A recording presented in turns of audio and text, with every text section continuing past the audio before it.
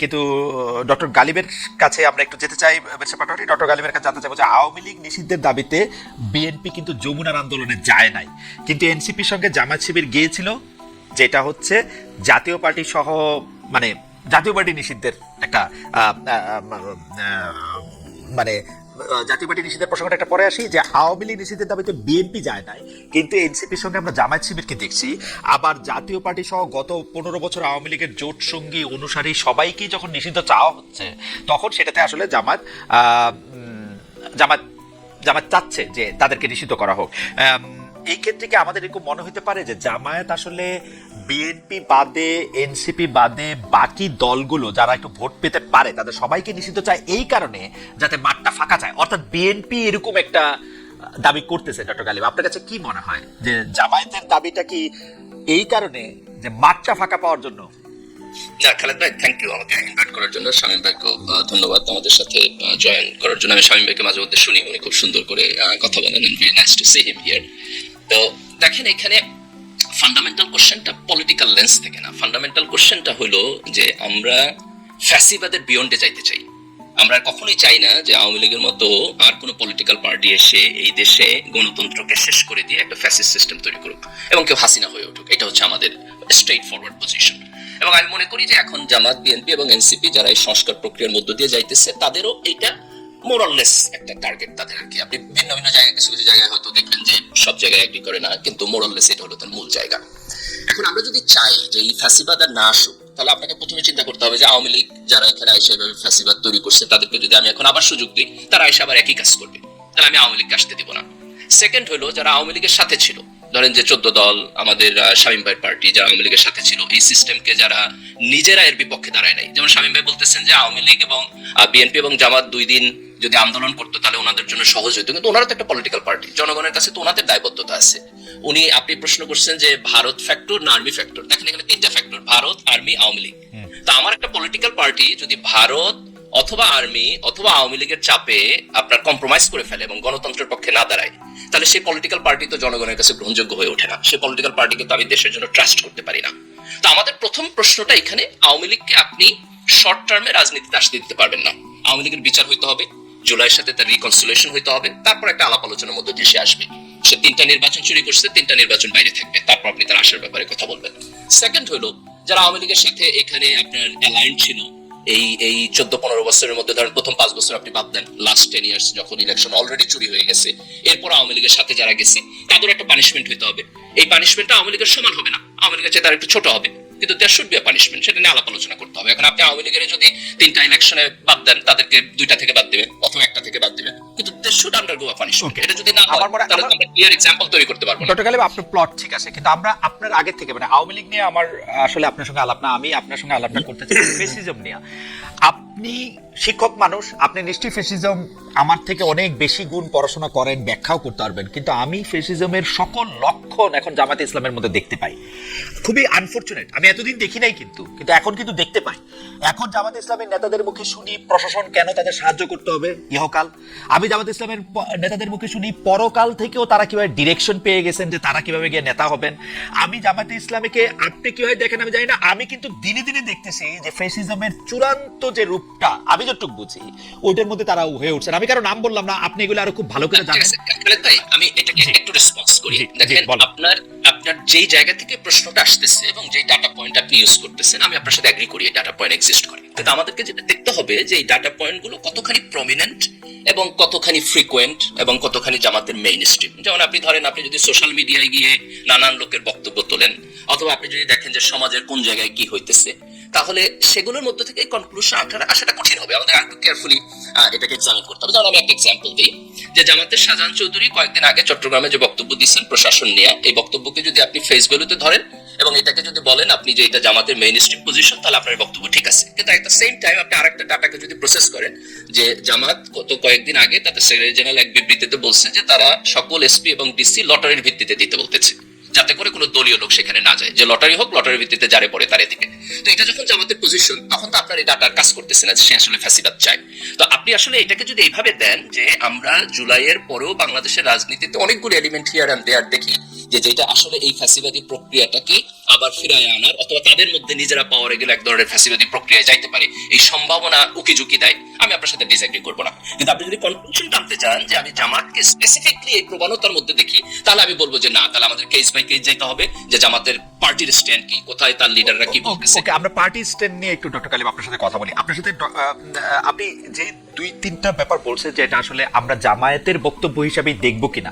এখন ধরেন আমি ডেভিলস অ্যাডভোকেট, আমাকে যদি আমি যদি বলি যে জামায়াতের এটা মেইন স্ট্রিম বক্তব্য হয়ে যেত যদি না আপনারা ফিল করতেন যে এই বক্তব্যটার একটা সোশ্যাল ব্যাকল্যাশ দেখা যাচ্ছে, এই বক্তব্যটা এত জনপ্রিয় হইতেছে না, আপনি এটাকে মেইন স্ট্রিম বক্তব্য করতেন কেন? আমি আপনাকে বলি, আরো যেসব ঘটনাগুলি ঘটতেছে বাংলাদেশে, এটা ধর্মের নামে হোক, এটা আদর্শের নামে হোক, এটা পুরাতন আদর্শ বা ফেসিবাদকে ভাগানোর জন্য হোক, যে মুভমেন্টগুলি হইতেছে, জামায়াত কিন্তু এটার মধ্যে কোনটারে পার্ট নিবে এবং কোনটা সমালোচনা করবে সেটা পিক এন্ড চুজ করতেছে, এবং খুব নিষ্ঠুরভাবে পিক এন্ড চুজ করতেছে। কিন্তু আপনি যদি খেয়াল করেন তাহলে আপনি দেখবেন যে ধরেন চরম, মানে আমি এমনিতে আপনার সাথে কথা বললে যেটাকে আমার চরম অন্যায় বলে মনে হয় বা আপনি যেগুলি বলেনও, সেই অন্যায়টাকেও জামাত সমর্থন করতেছে।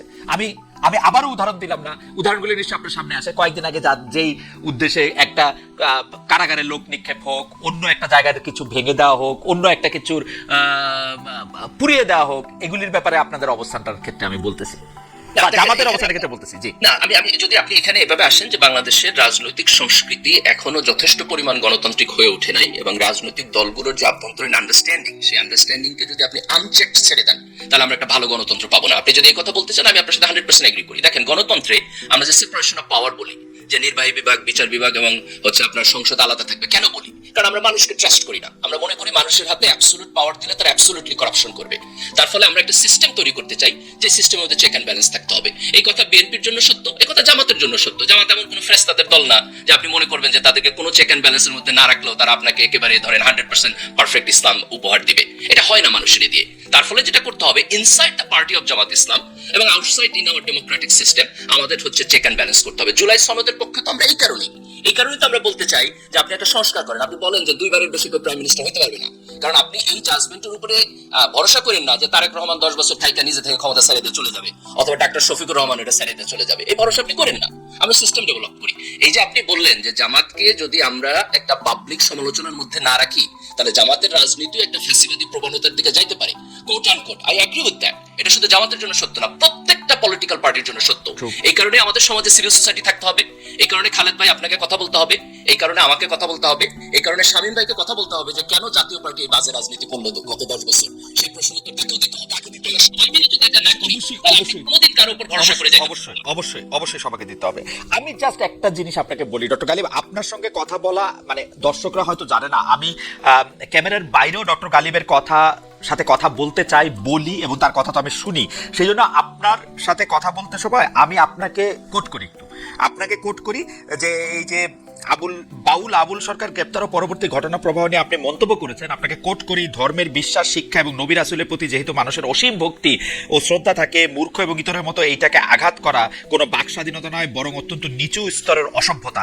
আমি আপনার এই বক্তব্যকে কনফার্ম করছি না, কিন্তু পাশে আরেকটা ব্যাপার রাখতেছি। আমরা কিন্তু অনেক বক্তাকে ধর্মীয় বক্তব্য বা ওয়াজের লিবাসে এমন সব কথা বলতে শুনি যেই কথাগুলি আসলে মানে আপনি যাদের কথা বলছেন তাদের জন্য অনেক সময় অবমাননাকর। কিন্তু আমরা জামায়াতকে দেখি না যে এই কথাগুলিকে কনফার্ম করতে অনেক বানোয়াট হাদিস বলা, অনেক রকম গালগপ্প বলা, শুধু ইসলাম ধর্মকে একটা অন্য জায়গার মধ্যে থেকে চলা, মানে আপনাদের যে শিক্ষা, সে শিক্ষার বাইরে গিয়ে বলা, সেই ক্ষেত্রে আপনাদের প্রতিবাদ কিন্তু আমরা দেখি না। কিন্তু আমরা প্রতিবাদ দেখতেছি এইটার ক্ষেত্রে, এই প্রতিবাদকে পিক এন্ড চুজ করা কিনা। না খালেদ ভাই, দেখেন এইখানে এই যে ব্যক্তির ব্যাপারে কথা বলা হচ্ছে, উনি যে অফেন্সিভ ল্যাঙ্গুয়েজ বলছেন, এই অফেন্সিভ ল্যাঙ্গুয়েজের কোনোভাবেই আমরা জাস্টিফাই করতে পারবো না। এটা আলোচনার বাইরে রাখতে হবে। এই অফেন্সিভ ল্যাঙ্গুয়েজ একটা সভ্য সমাজের জন্য অ্যাপ্লিকেবল না। আমাদেরকে যদি আলাপ আলোচনা করতে হয়, বাইরের এক্সাম্পল নিতে হবে। যেমন আমি আরেকটা সুইটেবল এক্সাম্পল দিই। আপনি দেখছেন তুলি আপার বিপক্ষে একটা মামলা হয়েছে গতকালকে, ধর্মীয় অনুভূতি আপনার আঘাত দেওয়ার জন্য। এই মামলাটা যদি আপনি দেখেন, উনি যেটুকু বলছেন সেটুকু ইমপারফেক্ট, এটা মানে বলা ওনার উচিত হয় নাই। কিন্তু এইটুকু ইমপারফেকশন কারেকশনের সুযোগ থাকা উচিত। এইটুকু ইমপারফেকশনের কথা আমরা অনেক সময় বললে আপনি তার নামে মামলা করে দিবেন, এটা কোনো ওয়ে হইতে পারে না। তো ধর্মীয় অনুভূতি এইটা সমাজে পলিটিক্যাল ইউজ হয়। ধরেন জামাতের লোকদের নামেও কিন্তু ধর্মীয় অনুভূতির মামলা করছিল হাসিনা, এবং তাদেরকে অ্যারেস্টও করছিল এই মামলায়। আজকে তুলিয়াপার বিপক্ষে যে মামলা হয়েছে, এটাও পলিটিক্যাল। তো আমাদেরকে দুইটা জিনিসকে আলাদা করতে হবে। একটা হলো যে সমাজে ধর্মের ব্যাপারে রেকলেস হইয়া, মানুষ উল্টাপাল্টা কথা বলবে, এটা সমাজে থাকা উচিত না। এখানে আমাদের একটা বার দিতে হবে, but at the same time আমাদের কেয়ারফুল থাকতে হবে যে আপনি হয়তো জানার জন্য বলছেন, বোঝার জন্য বলছেন, সেটাকেও আপনি ধর্মীয় অবমাননা হিসেবে পলিটিক্যালি তুলে ধরে আঙ্গুল তুলবেন, এটা ঠিক না। জামাতের দিক থেকে রিলিজিয়াস লোকদের যে কথাবার্তা, সেটার মধ্যে যদি অফেন্সিভ কিছু থাকে, এটা জামাতের যেমন কল আউট করা দরকার। আবার দেখেন, জামাতের সাথে বাংলাদেশের অন্যান্য ধর্মীয় স্কুল অফ গ্রুপের কিছুটা কনফ্লিক্টের জায়গাও আছে, তো জামাতের জন্য এটা কঠিন। আপনাকে আমাদেরকে যেটা বলতে হবে যে আমাদের যারা আলেম ওলামা আছেন তাদের মধ্য থেকে এটা আসা উচিত আর কি। এটা শুধু জামাত as a পলিটিক্যাল পার্টি হিসাবে না, বরং সামগ্রিকভাবে আলেম ওলামাদের মধ্য থেকে এটা আসা উচিত। আমি একটু আচ্ছা, এইটা নিয়ে আসলে কথা বলাও নানা কারণে, এটা নিয়ে হয়তো আমাদের কথা বলার দরকারও, আবার কথা বলার থেকে যেমন ডক্টর কালিম বলতেছেন যে এটাকে আলাপ আলোচনার বাইরে রাখাও একটু দরকার। আমি এটা মেনে নিলাম, আমি এরপরে আবার এই প্রসঙ্গের মধ্যে আসবো। শুধু খালেদ ভাই, আরেকটা জিনিস বোধহয় আমরা এখানে বলতে পারি, সেটা হলো যে দেখেন, এই ব্যক্তির বক্তব্য অফেন্সিভ, বাংলাদেশের আইনে অপরাধ, ওনাকে অ্যারেস্ট করা হবে, সেটা ঠিক আছে, কিন্তু ওনার সাথে যারা আছে তাদের ব্যাপারে যদি আপনি অন্যরা আইন হাতে তুলে নেয়, সেটাও এনার্কি। আমরা কেন ধর্মের ব্যাপারে এই অফেন্সিভ বক্তব্যকে কিন্তু গালিব, আপনি কি সিরিয়াসলি আপনি মনে করেন যে একজন পালাকার, যে এই পালা 30, 35, 40, 45 বছর ধরে এই পালাটা এমনিই চলে আসতেছে, এই পালার মধ্যে পক্ষ বিপক্ষ ধরে তাদের মতো করে তারা এটা বুঝান, এই বোঝাটা আসলে ইসলামের কোনো ক্ষতি করে বা ইসলামের অনুভূতির কোনো একটা কাজ করতে পারে? এই ল্যাঙ্গুয়েজে যদি হয় তাহলে আমি সিরিয়াস কোশ্চেন তুলবো। আপনি মানে এই ল্যাঙ্গুয়েজটা তো নতুন করে আসে নাই আর কি, মানে এটা 2001 না, আগে থাকলে আগেও রং, আগে যদি থাকে আগেও রং, এটা আপনি কোনোভাবে জাস্টিফাই করতে পারবেন না। ল্যাঙ্গুয়েজটা দেখেন, এটা ফ্যাকচুয়ালি ইনকারেক্ট, যে আলাপ আলোচনা হইতেছে, সেই আলাপ আলোচনার কোনো মেরিট আমি দেখি না। এটা আগে থাকলে আমি মনে করি পুরো জিনিসটা নিয়ে প্রশ্ন তোলা উচিত। এই ল্যাঙ্গুয়েজে এইভাবে এটা কোনোভাবে অ্যাকসেপ্টেবল বলতে আপনি কি মনে করেন যে ধরেন আমি একটা ইনকারেক্ট জিনিস বললাম, আমি ফ্যাকচুয়ালি একটা রং জিনিস বললাম, বা আমি মনে করেন আপনার কথাটার মানে আপনি যে সেই ভালোটা আমি স্বীকার করলাম না, সেইটা কি আমার মানে ফৌজদারি অপরাধ হওয়া উচিত? হ্যাঁ, দেখেন কেন আমি বলি খালেদ ভাই, যেমন আমি যদি আপনার নামে একটা মিথ্যা কথা বলি, আপনার চরিত্র নিয়ে কোনো কথা বলি, অথবা আপনার ব্যক্তিগত কোনো বিষয় নিয়ে পাবলিকলি আপনাকে ডিফেম করি, তাহলে অফকোর্স এটা ফৌজদারি না হলেও মানহানির মামলা যাবে। মানুষের ক্ষেত্রে সত্য, মানুষের ক্ষেত্রে সত্য, রাইট, একজন ইন্ডিভিজুয়াল ব্যক্তির ক্ষেত্রে। এখন দেখেন, নবী এবং রাসূলকে আমাদের সমাজের লাখ লাখ হাজার হাজার মানুষ তার নিজের সম্মানের থেকে বেশি ভালোবাসে, রাইট। আপনি যদি সেটাকে অফেন্ড করেন, it goes exactly to the same point. তাদের সম্মান ডিফেন্ড করার ক্ষমতা তো তাদের আছে, তারা তো এরকম বলে নাই। মানে আপনি কি এটা মানে স্ক্রিপ্ট দিয়েও আপনি এটা বলতে পারেন যে মানে আসলে মানে ওই সম্মান ডিফেন্ড করার দায়িত্ব আল্লাহ মানুষকে দিছে? না, ডেফিনেটলি দেখেন, ইসলাম হালাল হারামের বিধান আছে, তাই না? হালাল হারামের বিধান হলো যে সেটা ব্যক্তিগত অপরাধ, আমি হারাম করলে আল্লাহ আমার বিচার করবে না। আপনি নবী রাসূলের ব্যাপারে এরকম অফেন্সিভ বক্তব্য বলতে পারবেন না, না, সেটা স্ক্রিপ্টে আছে কিনা, স্ক্রিপ্টেড কিনা? না, আপনি যদি ফিকে যান, আলাপ আলোচনার মধ্যে যান, ফিকের মধ্যে একেবারে ভেরি স্পেসিফিকলি এই পজিশন আছে যে আপনার রাসূল সাল্লাল্লাহু আলাইহি ওয়াসাল্লামকে কেউ যদি ইনসাল্ট করে কথা বলে, তাহলে সেই ইনসাল্ট করে কথা বলতে ঈমানের ব্যাপারে প্রশ্ন হয়। আপনার কাছে ওই ভিডিওটা দেখে মনে হয়েছে যে তিনি মহানবীকে আমি এই ল্যাঙ্গুয়েজ নিতে পারি না, তিনি মহানবীকে ইনসাল্ট করতেছেন, এটা মনে হয়েছে কিনা? এক্স্যাক্টলি আমার কাছে এটা মনে হয়েছে, ডেফিনেটলি। কিন্তু আমি দেখেন, আমি হচ্ছে, আপনি যদি ধর্মের ব্যাপারে একাডেমিক আলাপ আলোচনা করতে চান, ফিলোসফিক্যাল আলাপ আলোচনা করতে চান, আমি মনে করি সমাজে সে পরিবেশ থাকা দরকার। কিন্তু আমি সমাজের মধ্যে যে সমস্ত লোকদেরকে অত্যন্ত নিচু এবং ইতর স্তরের শব্দ দিয়ে এটাকে আপনার আঘাত করার যে প্রবণতা বিভিন্ন জায়গায় দেখি, এটার ব্যাপারে আমি খুবই ডিস্টার্ব। আমি এইটাকে স্বাধীনতা দিতে ইন্টারেস্টেড না। আমার কাছে মনে হয় যে এটা স্বাধীনতার ব্যাপার না। আমার কাছে মনে হয় যে আমি যতদূর বুঝি, আমার কাছে মনে হয় যে গালাগালি, মিথ্যা কথা, এগুলির আয়ু খুব কম, এগুলির ব্যক্তিও খুব কম। মানে এটা 1400 বছর ধরে চলে আসতেছে বা 2000 বছর ধরে চলে আসতেছে, ভালো লোকদের, মহান লোকদের গালাগালি করা। গালাগালি বা মিথ্যাও যদি হয়, সেইটার ক্ষেত্রে সেটা যায় না। আমি যদি বলি যে 1400 বছর আগে বা 570 খ্রিস্টাব্দ থেকে শুরু হয়ে 610 নবুয়ত প্রাপ্তি থেকে শুরু হয়ে যত দিন গেছে, একদিনও হয়তো এরকম যায় নাই যে তাকে তার নিজের দলের লোকদের, নিজের গোষ্ঠীর লোকদেরও গালাগালি না শুনতে হয়েছে। বাট আমি জানি না, সেই জন্য আমি স্ক্রিপ্ট খোঁজ করতেছিলাম যে এটার জন্য তার ফৌজদারি শাস্তি দেওয়ার দরকার আছে নাকি তাকে আসলে মানে। আপনি যদি পানিশমেন্টের জায়গায় প্রশ্ন তুলতে চান যে ধরেন যে এটার পানিশমেন্ট প্রসিডিউরটা কি হবে, তাহলে এটা নিয়ে ধরেন আলেম ওলামাদের আলাপ আলোচনা করতে হবে। একজন যদি ধরেন যে ফার্স্ট টাইম অফেন্স যদি হয়, সে যদি সরি বলে, তার কারেকশনের সুযোগ থাকা উচিত। সেন্টেন্সিং ইজ এ ডিফারেন্ট জিনিস। আপনি যদি গিলটি নট গিলটি বলেন, তাহলে আমি বলবো যে হি ইজ গিলটি। এই সেন্টেন্সিং নিয়ে যদি আলাপ করতে চান, তাহলে আমি বলবো দ্যাট উইল বিকাম।